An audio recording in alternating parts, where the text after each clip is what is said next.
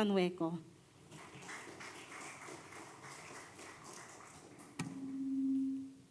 Praise the Lord. Sige nga po, isa pang palakpak sa ating Panginoon.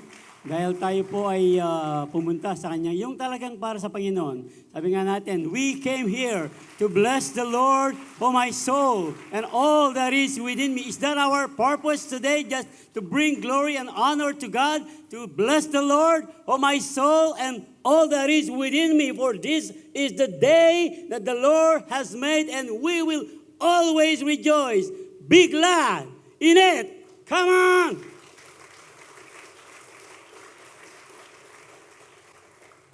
Praise the Lord. Praise the Lord. Patuloy po tayo sa seryeng ating pinag-uusapan, pinagbubulayan. Ito pong mga nakaraang linggo kung paano po tayo na kay Kristo. And we talk about being in Christ is being a child of God. If you remember, hindi lang being a child of God, napakaganda pong maging anak ng Diyos. Hindi lang yun, being a friend of God, pagkatapos po maging child of God, we are also a friend of God. At pagkatapos mo tayo maging friend of God, meron po tayong talagang, we are a soldier. We are a soldier of God na meron po tayong mga gamit pansundalo para maging matibay at matatag. Ito pong ating pananampalatayang natagpuan sa ating Panginoong Kristo Jesus. At ngayon pong umagang ito, hindi lang bilang a child of God, a friend of God, a soldier of God, talaga pong pataas ng pataas. Magiging ambassador tayo. Wow! Ambassador! Ano ba itong ambassador na ito? Pag pinag-usapan po yung ambassador sa mga bansa, ambassador, ito po yung mga high-rank officer. Talagang pinapadala po ng bansa, parang ka-level ng presidente, nire-represent ng ambassador ang isang bansa. One government sent another person, parang inirepresent ng ambassador ang kanyang bansa. At sa business naman, ito pong representative na ito, ambassador, parang ambassador, is to showcase sa mga ibang companies yung ano ba yung credibility, integrity ng kanilang produkto, ng kanilang services para po mahikayat ang mga kliyente, ang mga buyers. Ito po ang ating pagbubulay-bulay ngayon bilang mga ambassador of God or ambassador of Christ. We are Christ ambassadors. Ang sabi po ng salita. We are Christ ambassador. God is making His appeal through us. We speak for Christ when we plead, come back to God. Maraming salamat po. Muli nagyan ng Diyos sa isa namang pagkakataon, mapag-aralan ng iyong salita. Patuloy po naming damhin ang iyong presensya, ang iyong kapangyarihan sa aming kalagitnaan. Ngayong umagang ito, kasama ng aming naka-online sa mga bahay-bahay, sa mga sasakyan, saan man sila naroroon o dakilang Diyos, alam po namin, andiyan ang iyong kapangyarihan, ang iyong presensya na patuloy mong pinupuno ang bawat lugar, kasama po ng buong sanktuaryong ito, dakilang Diyos. Patuloy na maging bukas ang aming mga puso upang sa paglabas namin ng bahay-sambahan ito, gaya po ng dalangin ng aming Pastor June, kami ay lalabas.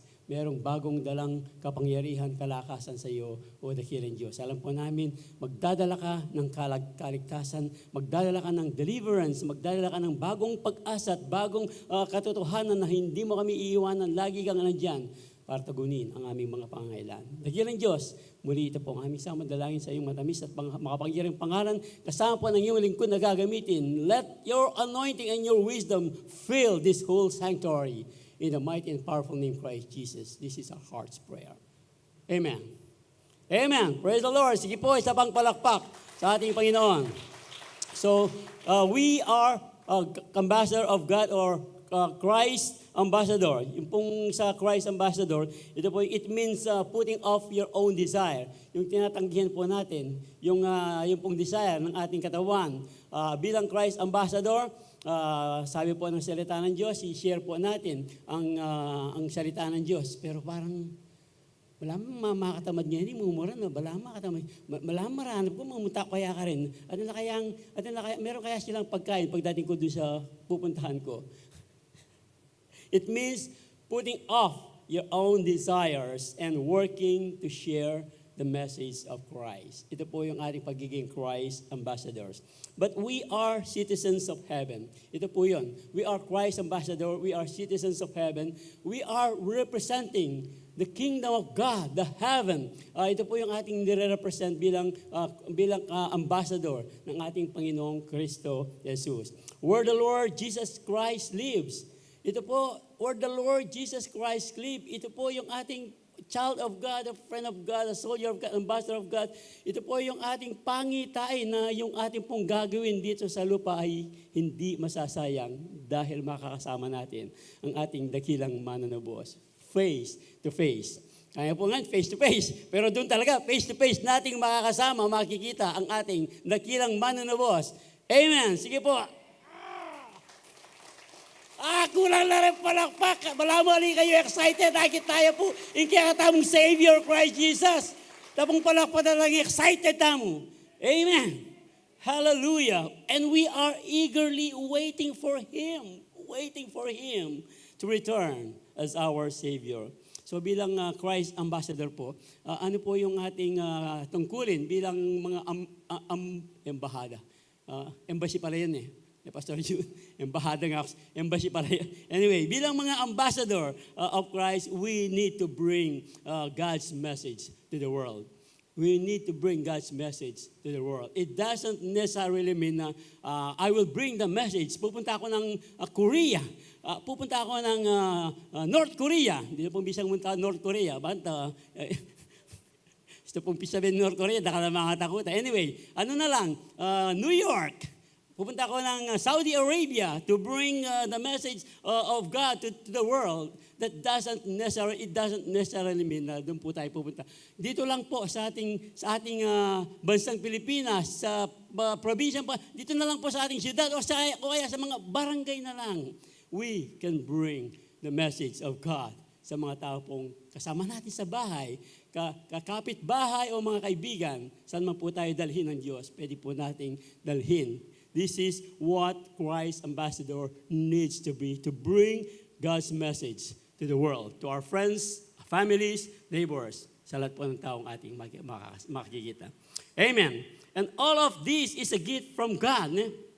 Yung gift of God, like a child of God, a friend of God, a soldier of God, an ambassador of God, all of this is a gift from God who brought us back to Himself through Christ.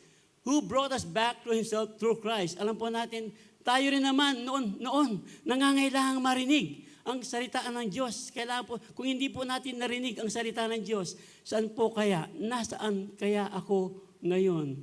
Kung wala ka, maaring nasa hangin lang ako, hindi ko alam kung saan ako pupunta.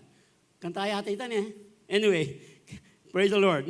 And all of this is a gift from God who brought us back to Himself through Christ. Kung meron pong nagdala ng mensahe sa atin, this is what Christ ambassador is now sa ating pong mga buhay. We have to bring this message of hope, message of salvation, and yung pong the message of the gospel that we need to bring to all people if all necessary.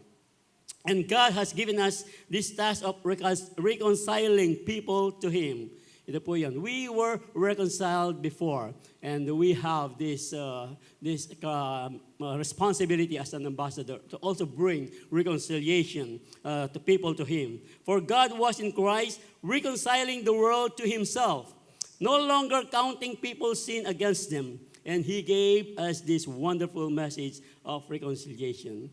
When we still, yung pong, paano ko dadalhin sa Kanya ang message of kaligtasan, atin niyang gewang iya, masanding ka na ako ini. Pipikchismis na ako ini. So dahil pichismis ka, wag mo nang, wala na siyang karapatan marinig ang salita ng Diyos. Hindi mo niya share ang salita ng Diyos sa kanya. Yun nga ang magandang pagkakataon, di ba? Yung talagang nasaktan ka, pero you are there para, sabi nga ng Matthew 5:44, love your enemies. Kalaban mo, may mga kalaban eh. Yung enemies, yung kalaban sa mga giyera siguro yun. Pero love your enemies, yung mga nakakasakit sa atin, yung mga, kumisan, miyamo kursunada lupa, bala mo, kaya po rin nakakakit yan ha. Ito nakakakit yan, masisira waldo nga. No longer counting people's sins against them. no longer counting people's sins against them. And He gave us this wonderful message of reconciliation, Christ ambassador. Christ ambassador. We are Christ ambassador. God is making His appeal to us. Parang, magsabi pa yung Diyos, making His appeal to us na do what we have to do in sharing the message of hope, sharing the message of peace, sharing the message of salvation to the world, to the people. Amen. Praise the Lord. Are you following? Nakakasunod po tayo. Yung pong ating online, sundan po niyo kami dito po sa ating ginagawang pagbubulay. We speak for Christ when we plead, come back to God. Come back to God. Kahit po yung mga mananampalataya na kung minsan nalilihis ng mga landas, mananampalataya na nalilihis ng landas, meron pa rin po tayong talagang responsibility to bring them back to God. If you will allow, isingit ko lang po ito, ang ating pong Pastor Loven, ay hindi na po natin gaanong makikita. It doesn't necessarily mean na hindi natin makikita. Ang ibig po sabihin, si Pastor Loven po ay nag-resign po sa kanyang pagiging pastor dito po sa ating church. So maybe baka madalang natin siyang makita. At meron po siyang trabahong pinasukan sa labas. At hindi po namin alam that this is going to go this far. However, marahil meron pong, bakit siya nag-resign? Bakit siya we want to give Pastor Loven a graceful exit. Ganyan po yung ating para po walang agam-agam, walang, siguro, dati, wala po. Ngayon po, kung sa kanya po pag-resign, dahil meron po siyang tinanggap na trabaho sa labas, yung pong NYC and then USAID. NYC na National Youth Council, at po yung USAID that's related. However, nung pong pinag-uusapan namin ito, we know na konti lang po yung time niya ibibigay doon. And all of a sudden, meron pong pinirmahang kontratang 2 years contract, 50 pages. So ibig po sabihin, it needs more time para po kay Pastor Loven to commit himself doon po sa trabaho kanyang pinasukan. At we don't want the youth ministry to suffer. So binigyan po natin siya ng, nirelease po natin si Pastor Loven. So officially po, si Pastor Loven ay hindi na po natin kasamang pastor dito po sa ating iglesia. Amen. This is what I'm trying to insert here. We speak for Christ when we plead, come back to God. Hindi po siya aalis sa Diyos. Umalis lang po sa ating pong iglesia para po pasukin yung mas maraming oras ng trabaho sa labas. Kung sakali naman, hindi pa kayo satisfied dito, meron po tayong pag-uusapan sa darating na Friday o kaya Biyernes, alas 2 ng hapon o kaya 2 o'clock. Para po ma-break yung witang kayo. Baro na ipita, Friday or Biyernes, 2 o'clock o alas 2, parehos lang yun, di ba? O yan, ikwada na po. This is coming Friday, alas 2 po, ayan. Kung meron po kayong question, we will clarify this. We will entertain your question para po maiwasan na natin yung resa-resa pagdating sa labas. Bakit? Ay, makanyan pala. We don't want that to happen. We want to protect the integrity of our leadership, the integrity of our church. Kaya po natin ito pinag-uusapan bilang ambassador of Christ. Ito po yung ating katungkulan bilang mga ambassador of Christ. At kung sakali man, kung hindi naman po si Pastor Loven, kung sakali man sa ating mga kapatiran, meron po tayong nakikitang medyo parang nanlalamig. We need to be there bilang mga Christ ambassador para muli pong akayin papunta sa salita ng Diyos. Ito mga ating mga kapatid na ito na naliligaw ng landas. Amen! Praise the Lord! Palakpakan po ang Panginoon. Hallelujah! Ito po kasi, an ambassador immediate, reconcile between conflicts. Ito po yung mga ambassador ng mga ibang bansa. Pag meron konting mga problema, yung ambassador ng ambassador, ito po yung kasamang nagsasaayos ng mga problema. Ano ba yung blessed are the peacemaker, for they shall be called children of God. Hindi po peacemaker, hindi po tagagawa ng gulo. Parang ganoon. Hindi ikaw ang pinagmumulan ng gulo, ikaw ang taga-ayos ng gulo. Ito po yung role po ng isang ambassador. Mediate, reconcile between conflicts. Kaya po tayo, di ba? Wow! Ako ba yun? Akala ko child of God lang ako, akala ko friend of God lang ako, tapos na doon. Akala ko soldier of God lang ako, tapos na doon. Kasi meron na akong panlaban sa diablo. Submit yourself therefore to God, resist the devil, and he will flee from you. Akala ko doon lang. Meron pa pala? Meron pa po. Hindi po natatapos doon. Dahil kung hindi po tayo gagawa, wala po tayong magiging reward doon sa langit. Ang sabi po ng salita ng Diyos, well done, thou good and faithful servant. Yun po ang maririnig natin sa langit pag sinalubong po tayo. Hindi po sasabi, well done, thou good and faithful MC. Well done, thou good and faithful preacher. Thou good and faithful engineer, architect, or what, doctor, nurse. Hindi po, ganun ang sasabihin ng Diyos. Isa lang po, pare-pareho po tayo sa paningin ng Diyos kung gagawin po natin ating tungkulin bilang Christ, Ambassador, well done, thou good and faithful servant. Amen? Sige po, parakpak. Ito po yun eh. And then he told them, go into the world and preach the good news to everyone. Wala po tayong pipiliin. To everyone.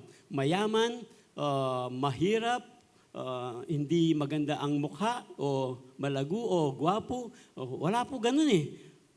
To everyone, anyone who believes in and is baptized will be saved. But anyone who refuses to believe will be condemned. Baka naman hindi sila makinig. Baka. Yung pong baka, parang ano po yun eh, parang self-centeredness ang pinag-uusapan natin. Kasi natatakot kang baka mapahiya. Baka. Pero huwag po nating agawin sa kanila ang karapatan na magdesisyon. Once we have shared what they need to hear, yung message of salvation, yung message of hope, at yung pong message of peace, sila na po ang bahala kung tatanggapin nila o hindi. Our responsibility is to bring the good news as an ambassador of God, ambassador of Christ. Amen. At when we do this, yung po talaga magiginig, they will be enlightened. They will be enlightened about God's kingdom. Ito po yun. Pag talagang narinig nila, tinggap nila ang salita ng Diyos, ito po, they will be enlightened. Yung pong people about God's kingdom. Nalalaman nila sa pamamagitan po natin. At alam mo naman po natin, yung ating mga sinasabi, always, action speaks louder than words. Pag sinabi natin, nakikita po yan sa ating mga gawa. Lagi po natin, alam na po natin yan, you can do the math. Paul entered the synagogue and spoke boldly there for 3 months, arguing persuasively about the kingdom of God. Arguing persuasively about the kingdom of God. Ano po itong kingdom of God? Madalas po nating marinig, mabasa. The kingdom of heaven is like yung pong parable of the seed. You cannot enter the kingdom of heaven unless you are born again. Sabi po ni Jesus kay Nicodemus. And the kingdom of heaven is like these little children. Ano ba itong kingdom of heaven? Kingdom of God na ating pong pinag-uusapan dito. The kingdom of God is not a matter of eating and drinking. The kingdom of God is about, ano po yan yung ating binabasa? The kingdom of heaven is about righteousness, peace, joy in the Holy Spirit. Joy in the Holy Spirit. Hindi po joy kay Pastor Joy. Wala yung Pastor Joy. Hindi po yun. Hindi po kay joy kay Chicken Joy. Hindi rin kay Chicken Joy yung joy. Okay, because anyone who serves Christ in this way is pleasing to God and receive human approval. About righteousness, peace, and joy in the Holy Spirit. About righteousness. Paano po natin bibigyan ng isang halimbawa ito? Lagay na lang natin sa ano na lang. Sige, let's be very, very practical this morning sa pagtatights po. Meron po kasing isang kapatid sa pagtatights niya. May nakita niya maragol. Yung pong pag nag-tights kang kumikita ka ng mga 10,000 a month, masyadong marita ka na 10,000 a month. Siguro mga, let's see, 25,575 a month. Yung po kinikita mo. Ilan po yung 10% no? 25,500. 2,500. Puta po kayo pong tights. Pati tang sentabo, ati pong meron pa po ba ganyan dito? Pati yung down to the single centavo, nililista po. Yung pong law na 10%, yung pong batas ng tithing, 10%. Pero yung law of grace, it no longer matters kung 10% man yan. Yung grace po, laging above. 10% po yan. I-round up ninyo po. Huwag pababa. Pataas. 25,500. Eh, di gawin mo ng 3,000. Meron ka pang, magkano pa yung matitira? Meron ka pang 22,000 plus. Di ba? Are you following? Ano lang po yun? Pag binigay mo po yun, halimbawa, niround up mo, pababa. Okay, parang, ay, bala mo ata. Ka pa may patutod, kaya mong 5 pesos. Kami patutod. About peace. Joy. Pag binigay mo po yung talagang para sa Diyos, higit pa sa inaasahan ng Diyos, magkakaroon ka pa ng kapayapaan, magkakaroon ka ng kagalakan. Are you following?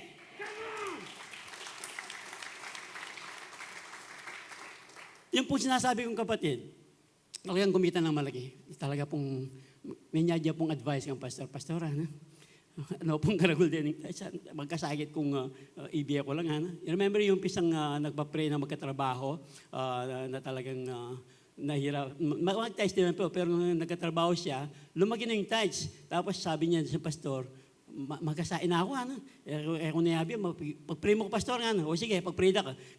Panginoon, ibalik mo yung dati niyang kinikita doon sa maliit nga. Anyway, ito po.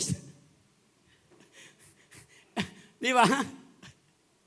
Ito po sinasabi ko, na ano po yun, parang, sige kanya sinabi na po niyang, bigyan mo lang kasi rin para yung Diyos, dagdagan mo lang pa binigay po yung para sa Diyos. Tapos nung binigay daw niya, what is this? Bakit payapang-payapa ako? Bakit parang saya-saya ko? Kasi hanggang hindi na binibigay, mag-struggle yun. Nakikita niyo po yung punto? The kingdom of God is not about a matter of eating and drinking. It's a matter of righteousness, peace, and joy. And when we obey God as a Christ ambassador, ito po yung ating gagawin. Kasama po yan sa pagbibigay para sa Diyos.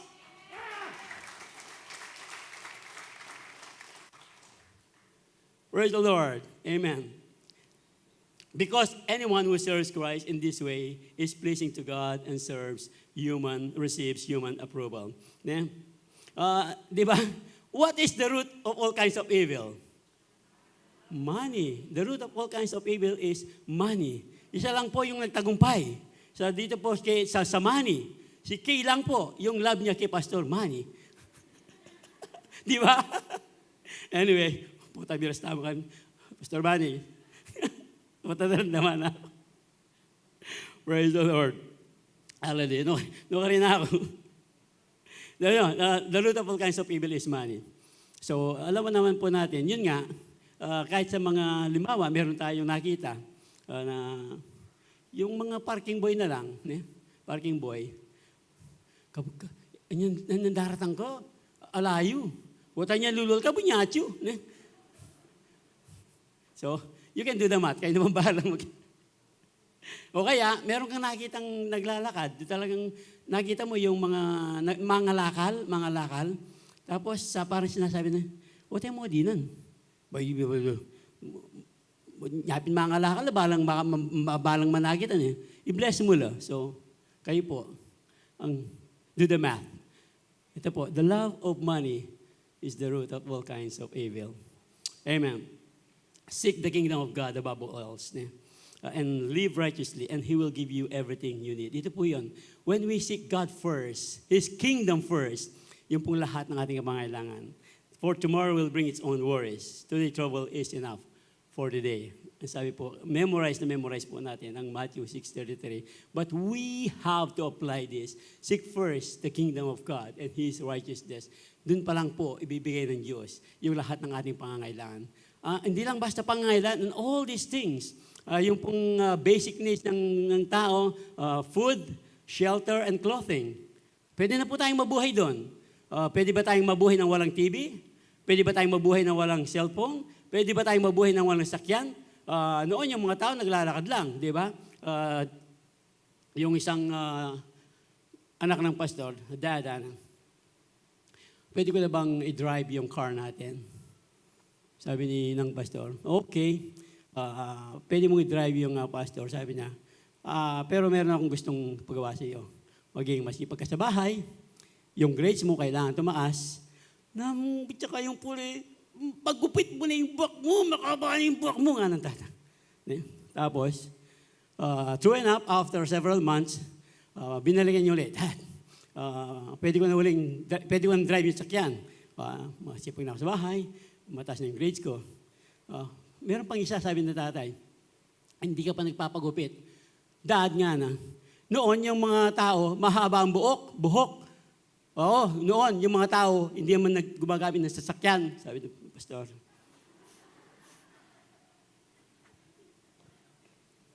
Now, the point is, di ba? Seek first the kingdom and His righteousness. And all these things, come on, and all these things will be added. Hindi natin kailangan ng TV, pero bakit meron tayong TV? Hindi natin kailangan ng cellphone, pero bakit? This is wants, hindi needs, pero binibigay po ng Diyos when we seek first, as Christ ambassador, when we seek first His kingdom and His righteousness. Hallelujah!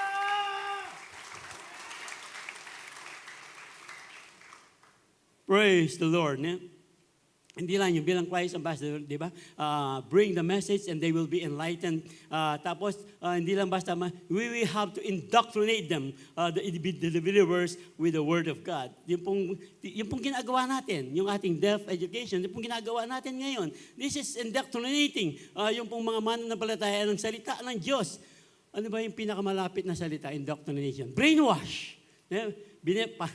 Yung brainwash, the positive way, hindi po yung brainwash, yung pong mga nag-aaral sa UP, pinapag-aral ng bansang Pilipinas, ng gobyerno, tapos lalabanan nila ang gobyerno. Bakit? Mga brainwash na po, in a negative way. At yung pong mga ibang, kahit po sa politiko, pag na-brainwash yan, basta botang eleksyon, matakakimbali. Ay, siguradong, basta yung botong meaning. Those are minor things, little things. Pero dito po, indoctrinate the believers with the Word of God. Therefore, go and make disciples of all nations. Sabi, all nations, lahat. Walang pinipili, baptizing them in the name of the Father, and of the Son, and of the Holy Spirit, and teaching them to obey everything I have commanded you. And surely I am with you always to the very end of the ages. Yung pong baptizing them, hindi lang pagkatapos po natin na-share talagang i-follow up po natin. Huwag po tayong titigil. Ay, na-share ko na yan hindi man nakinig Huwag po tayong titigil. I-share po natin uli. Over and over again. Malay po natin, one of these days, meron po tayong naririnig ng mga patotoo, namatay na siya. Tapos, doon pa lang kumilala sa Panginoon, yung kanyang pamilya, yung kanyang pinapag-pray.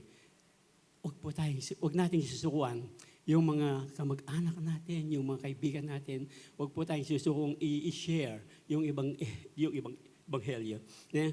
Teaching them to obey everything I have commanded you. Yung pong natutunan natin at patuloy po nating matututunan at kailangan pong makita yan sa ating mga buhay. Otherwise, hindi po sila maniniwala. And surely, ito po, I will be with you always to the very end of the ages.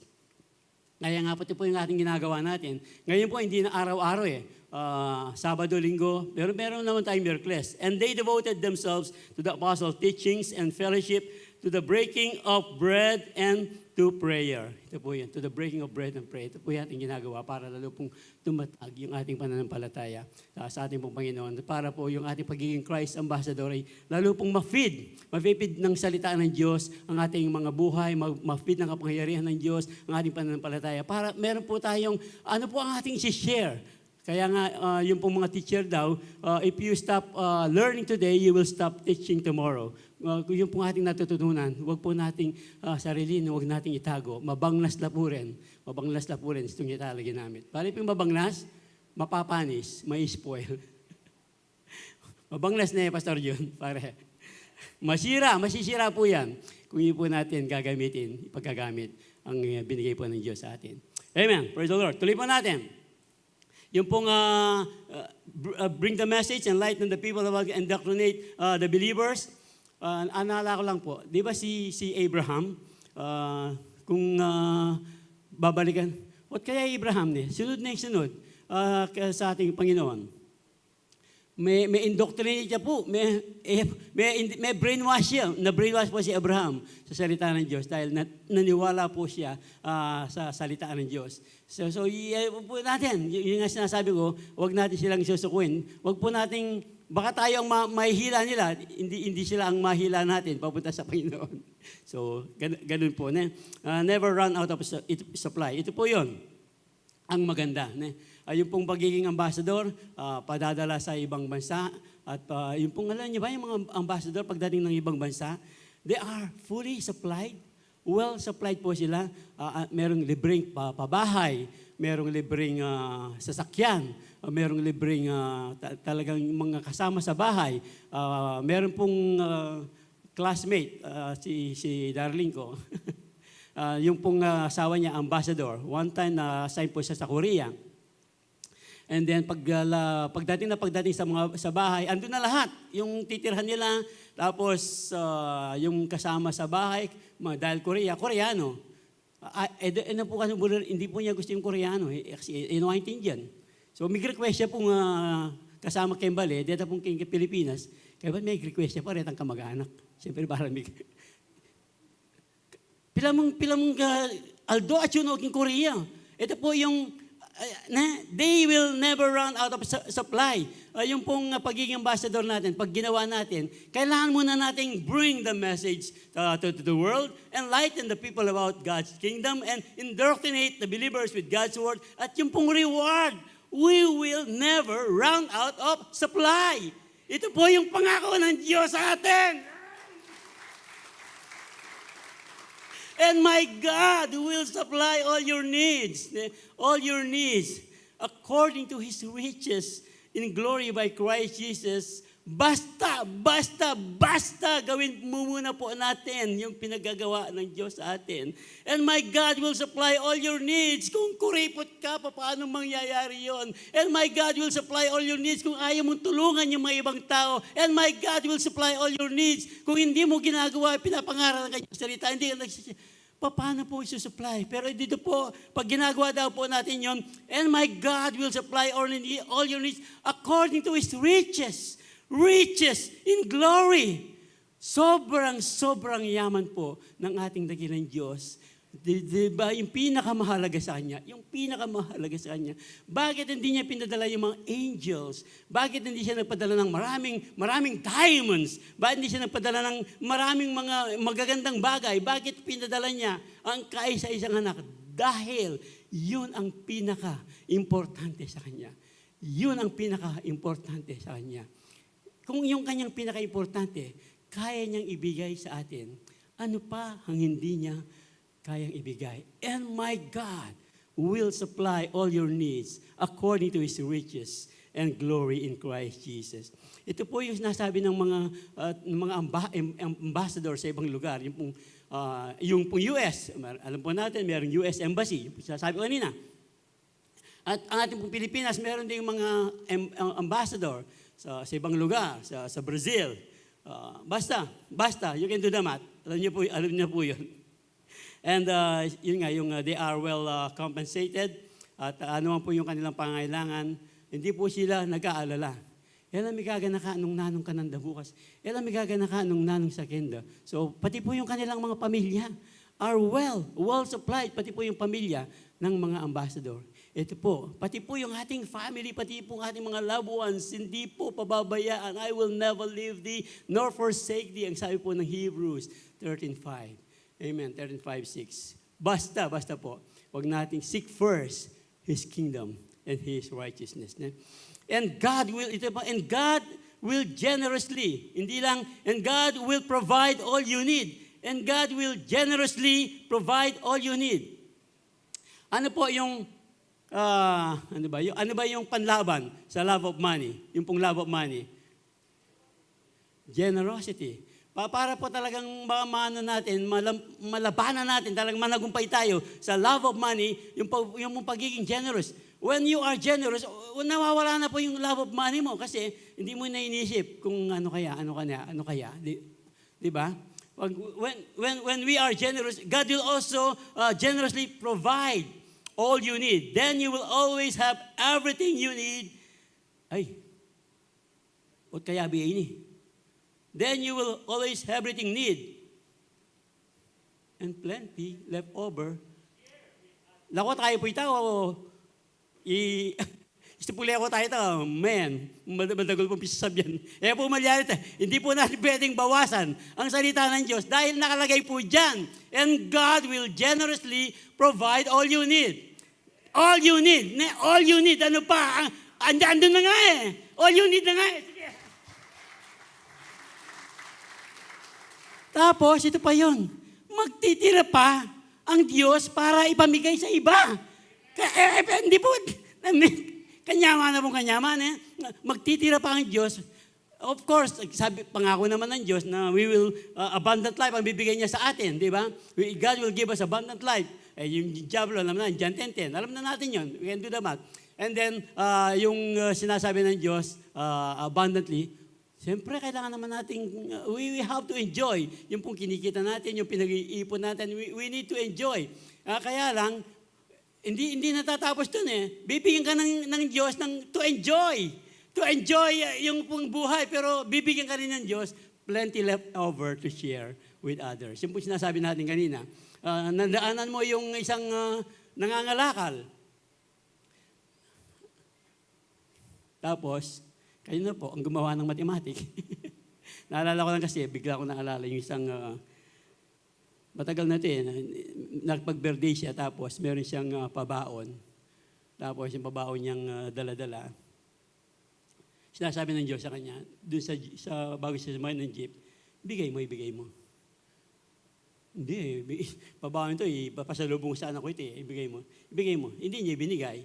Tapos nung nasa bahay na siya, pababa na siya ng jeep, nahulog yung pabaon. Walang na siya. True story po ito. Nasusunod po ninyo. Pag merong pinagagawa ang Diyos, bilang Christ Ambassador, sundan po natin ang Panginoon and God. Kung minsan nga, yun na lang ang pamasahe mo eh. Meron po tayong mga narinig, Panginoon, totoo, ikaw ba yan? Ito na lang eh. Pajali kayo nga biyas. Pero anong binigay po niya, pagdating niya sa bahay, meron na nga biyas. Yun po ang ating Diyos. And God will supply all your needs according to His riches and glory in Christ Jesus. Amen. Praise the Lord.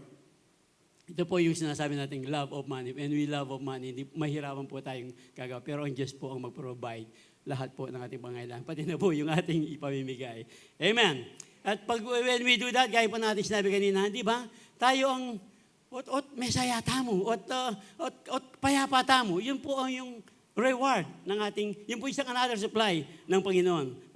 Peace, joy in the Holy Ghost. At hindi lang po yun. We will gain a divine favor from the Lord. Ito po. Wow! Favor na, divine favor pa. Yung bibigay ng Diyos na, surely, Lord, you bless the righteous. You surround them with your favor as a shield, favor us with a shield. Yung pong mga ambassador. Yung pong mga ambassador dito, makikita po yung mga plate number nila. Merong blue, talagang balong-balo mo. Yung pong mga ambassador, mga ano po yan, mga diplomat po ang mga yan, diplomat. So, pag sinabing diplomat, pag nasa daan yan, hindi mo pwede siyang sabatan. Hindi mo pwedeng sabatan. Harangin. Okay. Tapos, talagang meron silang, gwardyado sila, surrounded by guards. And then, ano pa ba? Yung pong, meron pa silang immunity.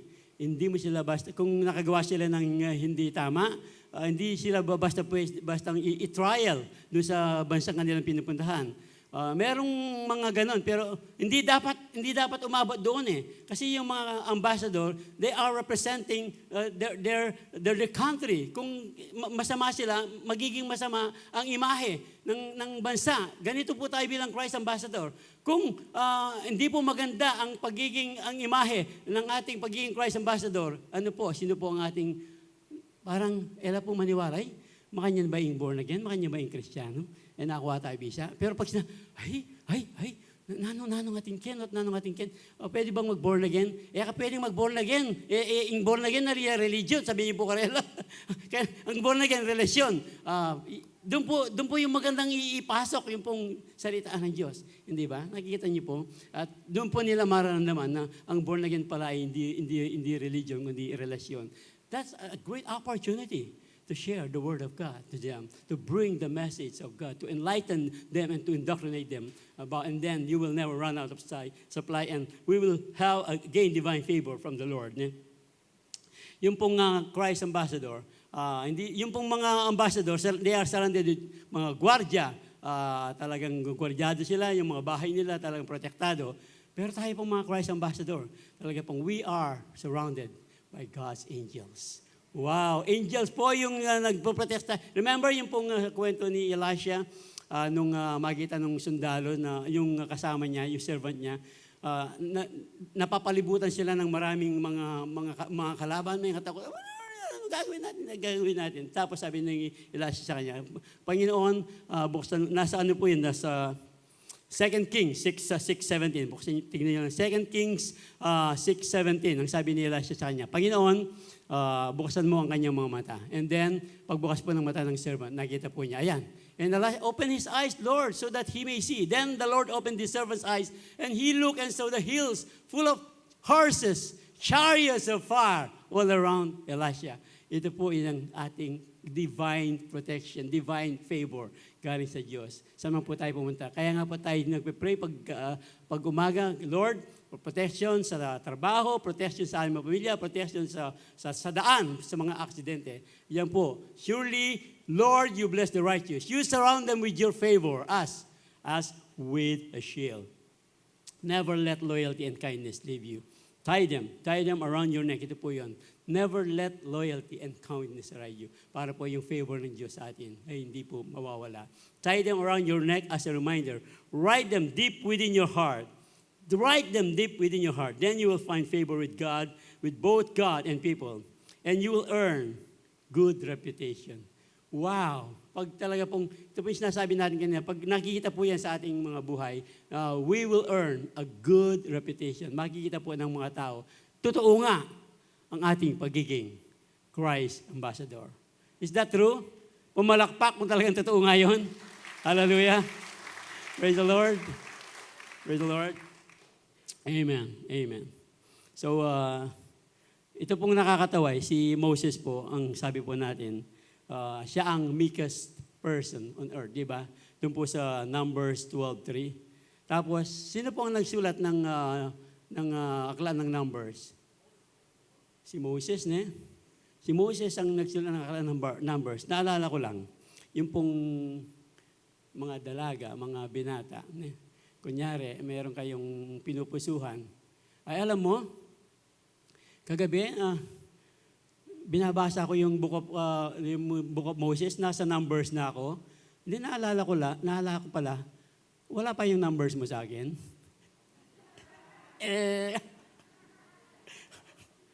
Sa mga ano po yun, mga dala. Pero kung may asawa na kayo, ano na yun, ibang usapan na yun. Meron ka na tapos, hanap ka pa na naman number ng mga ibang, anyway, you can do the math. Alam niyo ba? Pero mirasta mo ka rin eh. No, Numbers, si Moses po, ang sumulat ng meekest man on earth, di kayo, Panginoon. Sagrado ka ba? Pinapasula mo sa akin. Makakarinig. Di ba? Pero, sinunod pa rin ng Diyos, ni Moses ang Diyos. Dahil, yun ang pinasasabi ng Diyos. So kung ano pinasasabi ng Diyos, ang pinagagawa ng Diyos, sumunod na lamang po tayo ng may loyalty. Loyalty with kindness. Yun po yung sinasabi ng ating pinag-uusapan. Naging tapat po si Moses sa pinagagawa ng Diyos sa kanya. Amen. Okay. Ito kasi alam naman natin, pag ang tao talaga ay nagyayabang, binabagsak po yan ng Panginoon. But He gives us more grace. That is why Scripture says, God opposes the proud but shows favor to the humble. It doesn't necessarily mean si Moses po ay naging mayabang, kundi sinunod lamang niya kung ano ang pinagagawaan ng Diyos sa kanya. Dahil alam po niya na yun ay talagang mababasahin ng maraming henerasyon para po maging halimbawa ang buhay ni Moses. Hindi lang, marami pa, Abraham, Jacob, Isaac, and many more. Yung pong ating mga buhay bilang Christ ambassador. Paano po yan magiging halimbawa sa iba? Amen. Praise the Lord. Hallelujah. Balikan po natin yung ating mga pinag-aaralan bilang pong mga Christ ambassador. Hallelujah. Bring God's message to the world as an ambassador of God, ambassador of Christ. Pag binibigay po natin ng message of God to the world, they will be enlightened about God's kingdom. And pag sila po ay na-enlighten na, lalo po nating mapapalap to ng indoctrination. Talagang titindiin po natin, dadagdagan po natin ang turo sa kanila. Indoctrinate the believers with God's word. Para po yung pong pangako ng Diyos. We will never run out of supply in our lives. At yung pong favor ng Diyos, yung favor ng Diyos ay hindi niya tayo iiwanan. So balikan natin yung Philippians 3:20. Ano po sinasabi po ng Philippians 3:20, yung pong binasa natin kaninang unang-una. But we are a colony of heaven. TPT, a colony of heaven on earth. As we cling tightly to our life giver, the Lord Jesus Christ. Yung pong NLT. Ayan, NLT. But we are citizens of heaven. We are the Lord Jesus, where the Lord Christ Jesus lived. Bilang mga citizens of heaven po, talagang we are representing heaven, the kingdom of God. So, ang hamon po, ngayong gabi ito, as a citizens of heaven, where the Lord Jesus Christ live, we will eagerly wait for Him to return as our Savior. But while we are waiting for His return eagerly as our Savior, ano pa po ang pwede natin gawin? Ano pa ang hindi natin nagagawa? Anong klaseng ambassador po tayo magiging? Meron pong isang ambassador, babaeng ambassador, andun po sa Brazil. And it was reported that siya po ay minamaltrato niya ang kanyang kasama sa bahay. Ambassador po sa Brazil. At nabalita po ito sa Brazil at sa Pilipinas. Tinanggal siya sa trabaho. Lahat ng benefit ay tinanggal sa kanya. We don't want this to happen in our lives.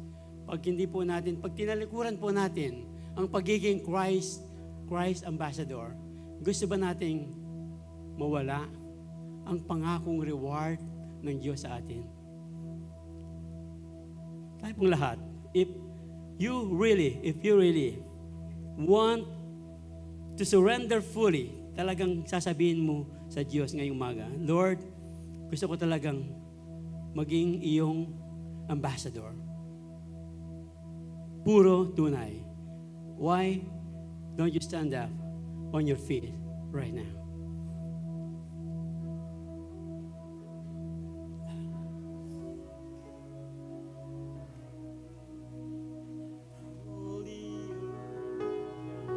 All the earth will shout your praise.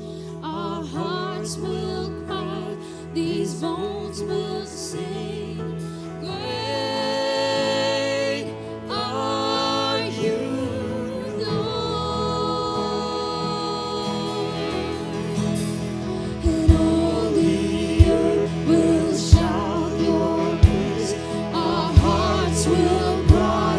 These bones will sing. Great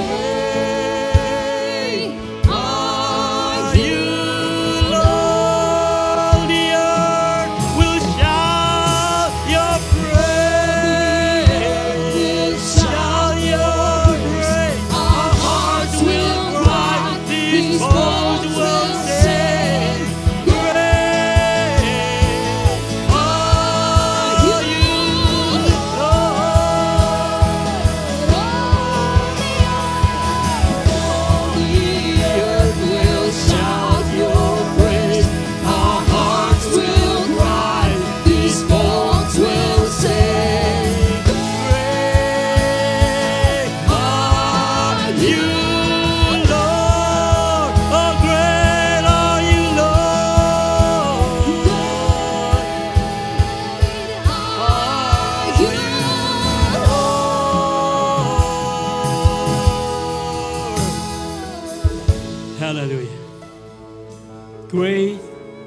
are you, Lord.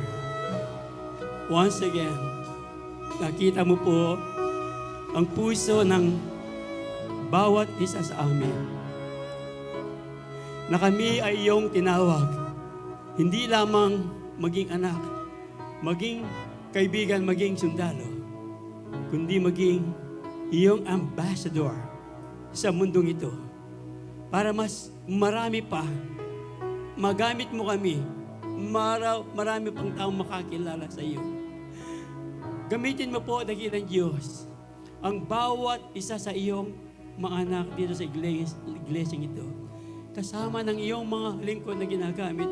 All these people here right now willing to submit ourselves once again to be your Christ, to be your ambassador.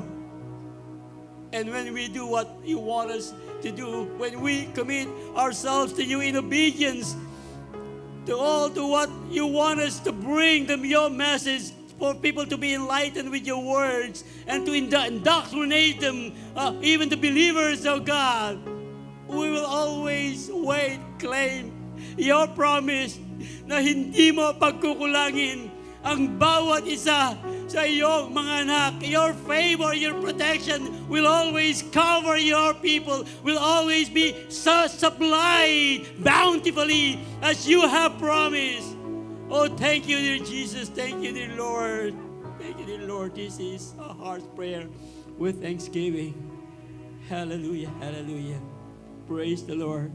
I would like again, all heads are bowed, eyes are closed, to take this opportunity, higit lalo po sa ating mga naka-online, maybe this is your first time to hear the message of God like this, or maybe you have heard several messages, several sermons like this several times, but you haven't surrendered your life to Christ Jesus, to accept Christ Jesus as your Lord and Savior. This is the right time to be a child of God, a friend of God, a soldier of God, an ambassador of God. If you will surrender, give your life to Jesus, accept Christ Jesus as your own Lord and Savior. Lahat po ng gustong tumanggap kay Kristo Jesus ngayong umagang ito, kasama ng nating naka-online. Ganito po ang panalangin. Sumunod po kayong buong puso, taimtim.